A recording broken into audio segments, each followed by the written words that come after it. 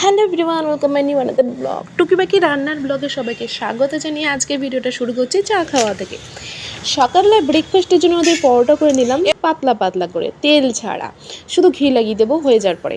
এবার হ্যাঁ, তোমাদের বলে রাখি, ময়দা দিয়ে কিন্তু বানিয়ে দিয়েছি আমি। আর যেহেতু ওদের আর ডে রয়েছে, তাই কালকের জন্য কিন্তু ফুল কিনে নিয়ে আসতে হবে। ন্যাচারাল চিজ দিয়ে ওদের মানে জিনিসটা করতে লাগবে, দুজনের প্রজেক্ট রয়েছে। তো যাই হোক, সব কিছু কেনা হয়ে গেছে, এবার ওরা চলে যাবে স্কুলে, তাই জন্য আমি খাবারটা প্যাকিং করে দেবো। আর দেখো, পাতলা করে করে দিলে না, বাচ্চাটা খেতে খুব ভালোবাসে। আর আমি সকালবেলা কিন্তু ছাতু মুড়ি খেয়েছিলাম ওরা চলে যাওয়ার পর, ঠিক আছে। তারপরে আমি রান্না কী করছি তোমাদের দেখিয়ে নিই। সেটা হচ্ছে পটল ভাজা করেছিলাম। আমার পটলগুলো যা বড় বড় ছিল না, জাস্ট মন ছুঁয়ে দিত। শুধু পটলগুলোই দেখে যাচ্ছে আর শুধু বলে যাচ্ছি যে দেখ কত সুন্দর পটলগুলো বড় বড় নিয়ে এসছে।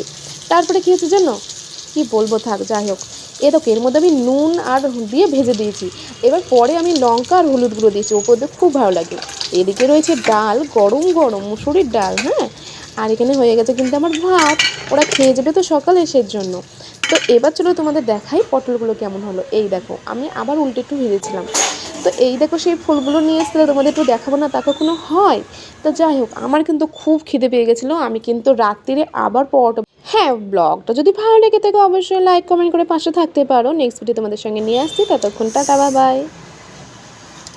খিদে পেয়েছে খুব।